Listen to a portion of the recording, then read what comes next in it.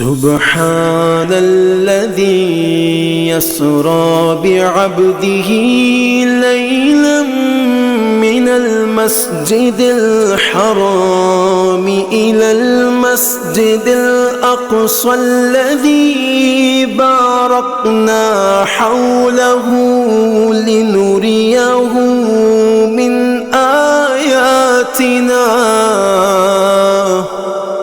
إنه هو السميع البصير.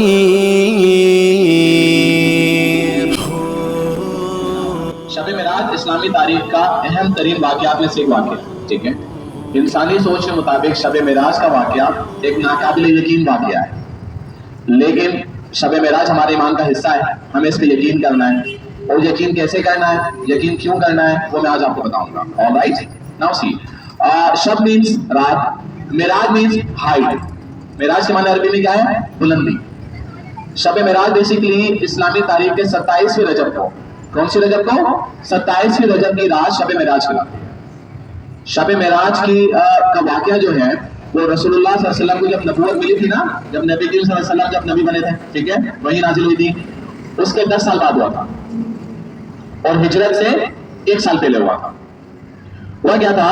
شب معراج کی رات، 27 رجب کی رات، آج سے تقریباً 1435 کچھ سال جو ہے کیلکولیشن بہرحال. اس رات اللہ سبحانہ تعالیٰ نے حضرت جبرائیل علیہ السلام، حضرت جبرائیل علیہ السلام کون ہیں؟ Do you know? گڈ.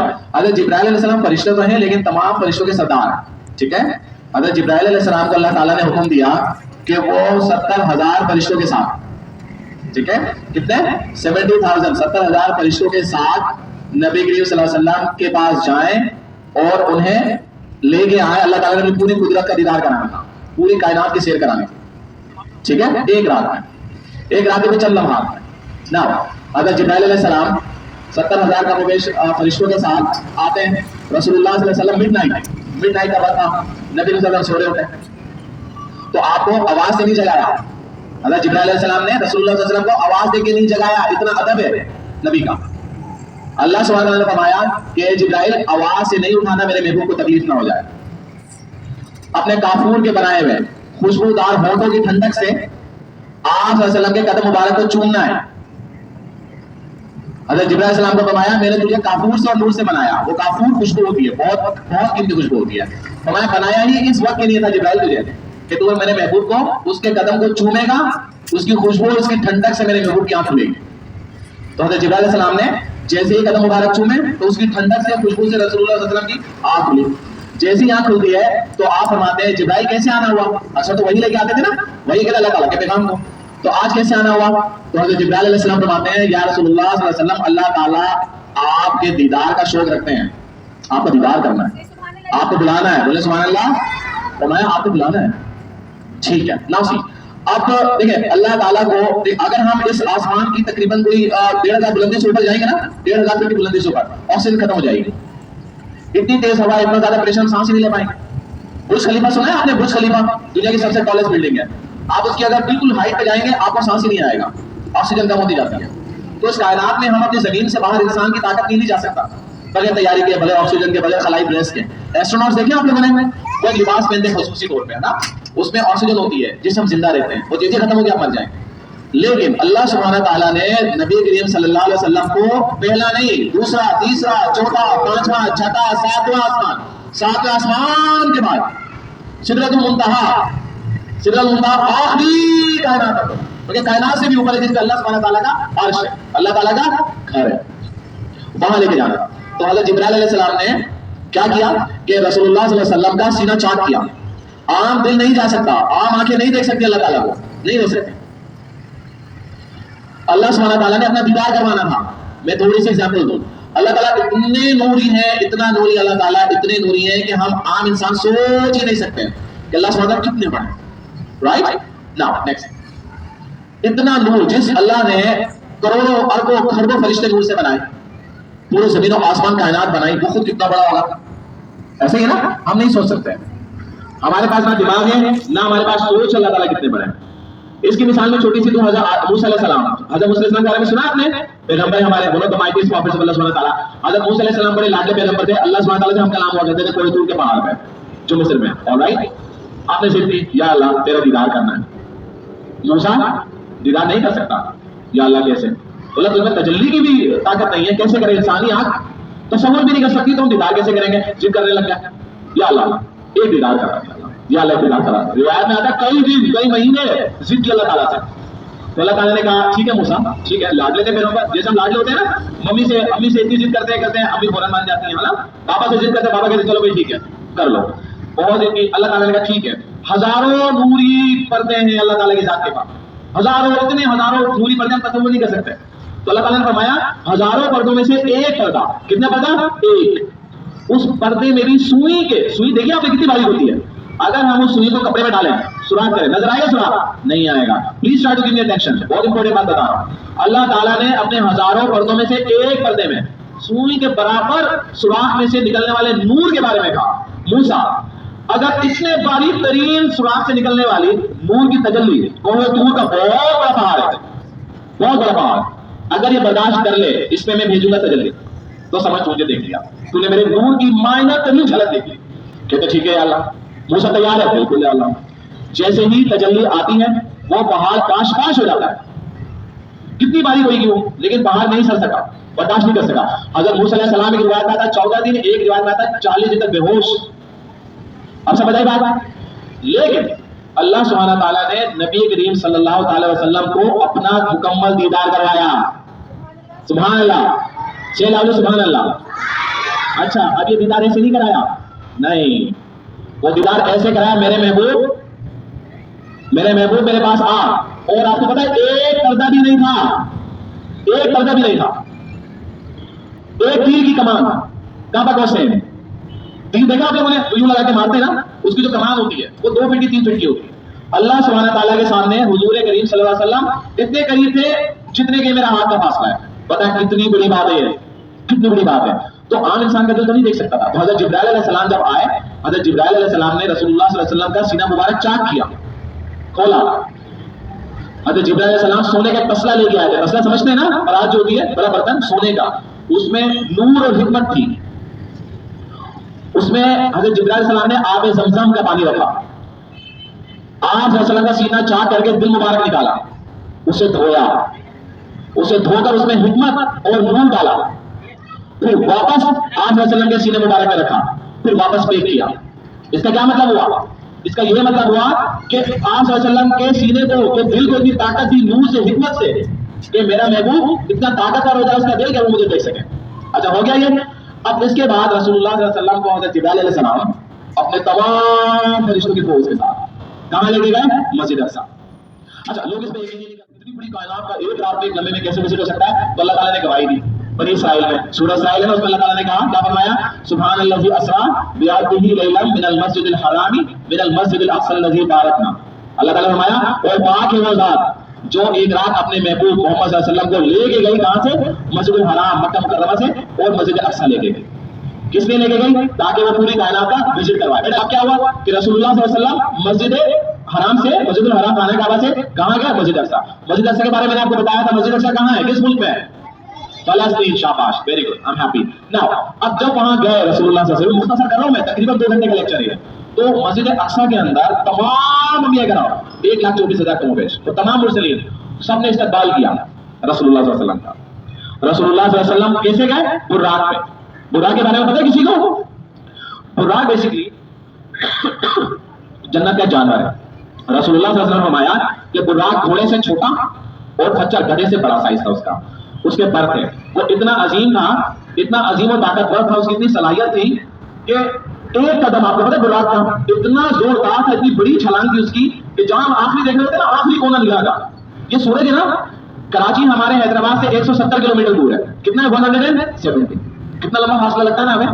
یہ سورج 9 کروڑ مائل فار ہے ہماری زمین سے, تو ہم کتنی آسانی سے دیکھ رہے ہیں. یہاں سے لے کے سورج سے بھی دور ایک قدم ہوتا تھا براق. اس کا بھی سفر کیا. جب مسجد اقصی پہنچے بیت المقدس, وہاں پہ 1,24,000 کم و بیش انبیاء کرام نے وہاں استقبال کیا. رسول اللہ صلی اللہ علیہ وسلم نے وہاں 2 رکعت نماز پڑھائی. اس کی امامت کس نے کی؟ نبی کریم صلی اللہ علیہ وسلم نے. اور آپ کو پتا ہے اس 2 رکعت نماز کی اذان کس نے دی تھی؟ حضرت جبرائیل امین نے. یہ سارا کی ساتھ ہو رہی ہے 27 رجب شب معراج کی رات کو. جب رسول اللہ صلی اللہ علیہ وسلم نے جماعت کرائی، امامت کرائی، امام کسے کہتے ہیں؟ امام مینس لیڈر. جو جماعت کراتے ہیں نا مسجد میں، وہ سب سے مقدس بندہ ہوتا ہے، کیونکہ آپ اسے فالو کرتے ہیں. جب وہ سجدہ کرتا ہے ہم بھی سجدہ کرتے ہیں، جب وہ رکوع کرتا ہے ہم بھی رکوع کرتے ہیں. تو رسول اللہ صلی اللہ علیہ وسلم نے امامت کرائی. یہاں کیا میسج دیا اللہ تعالیٰ نے؟ اللہ تعالیٰ نے میسج دیا میرے محبوب آپ تمام نبیوں کے پیغمبروں کے سردار ہیں. اس کے بعد ٹائٹل ملا امام الانبیاء، تمام انبیاء کے نام کے سردار. سے سبحان اللہ. اچھا جماعت ہو گئی. اب جماعت کے بعد آپ کو پتا ہے ہر آسمان پہ سدرۃ المنتہا تک کروڑوں اربوں خربوں فرشتے، جیسے آپ نیت مانتے ہیں نا ہاتھ باندھ کے، اس طرح سے نبی صلی اللہ علیہ وسلم کے دیدار کے لیے کھڑے ہوئے ہیں. پھر اس کے بعد مسجد اقصیٰ سے دروازے کھلتے ہیں آسمان کے. رسول اللہ صلی اللہ علیہ وسلم کے دائیں طرف 80,000 فرشتے، لیفٹ سائڈ پہ 80,000 فرشتے. آپ کو سیکیورٹی کے اندر مطلب ویسے تو آپ سیکیور تھے، لیکن استقبال کے لیے کہاں لے کے جاتے ہیں؟ ساتوں آسمان میں. جو براق اس کی لگام کس نے پکڑی تھی؟ حضرت جبرائیل علیہ السلام. آپ صلی اللہ علیہ وسلم کے رائٹ سائڈ پہ کون تھے؟ حضرت اسرافیل علیہ السلام. وہ نور کا بنا ہوا تھا جان. اب جب رسول اللہ صلی اللہ علیہ وسلم مسجد اقصیٰ کی سیڑھی آپ دیکھیں گے نا تو سارے آسمانوں کے دروازے ہیں، اس لیے ہمارے لیے مسجد اقصیٰ مقدس ترین ہو گئی. اچھا رسول اللہ صلی اللہ علیہ وسلم جاتے ہیں، ٹھیک ہے، پہلا آسمان حضرت آدم علیہ السلام استقبال کرتے ہیں، دوسرے آسمان پہ، تیسرے آسمان پہ، چوتھے، پانچویں، چھٹے، ساتویں آسمان تک مختلف انبیاء کرام جن میں حضرت آدم علیہ السلام اور حضرت عیسیٰ، حضرت موسیٰ اور حضرت ابراہیم علیہ السلام شامل ہیں. جب ایک وقت آتا ہے جنت دیکھتے ہیں ساری رسول اللہ صلی اللہ علیہ وسلم، ٹھیک ہے جی، دو ساتھ دیکھتے ہیں رسول اللہ صلی اللہ علیہ وسلم. اب جبرائیل علیہ السلام ہر جگہ موجود ہیں، ٹھیک ہے. ساتواں آسمان آتا ہے، اس کے بعد سدرۃ المنتہا نظر آتا ہے. جب سدرۃ المنتہا آتا ہے حضرت جبرائیل علیہ السلام کہتے ہیں یا رسول اللہ بس یہاں میری لمٹ ختم ہے، یہاں پہ میری لمٹ ختم ہے، اس سے اوپر کوئی کائنات کی شے نہیں جا سکتی. ایون کہ میں جبرائیل امین فرشتوں کے سردار نہیں جا سکتا. آپ کو پتا ہے جبرائیل علیہ السلام کتنے بڑے ہیں؟ میں نے لاسٹ لیکچر میں بتایا حضرت جبرائیل علیہ السلام اتنے بڑے ہیں، اتنے پر ہیں حضرت جبرائیل علیہ السلام کے کہ اگر وہ اپنا ایک دن اپنا پر فلیٹ کریں پوری کائنات پسند ہو جائے. تو کتنے بڑے بڑے حضرت جبرائیل علیہ السلام وہاں پہ اینڈ ہو گئے. بولا یا رسول اللہ اس سے آگے جانے کی اجازت ہی نہیں ہے، میں نے ایک قدم بڑھا دیا. کتنا؟ 1 اسٹیپ، ایک قدم بڑھا دیا میرے پر جل جائے. وہاں پہ عشق اسٹارٹ ہوتا ہے. وہاں پہ اللہ سبحانہ تعالیٰ رسول اللہ صلی اللہ علیہ وسلم کو چپلوں سمیت اپنے پاس بلاتا ہے. سبحان اللہ.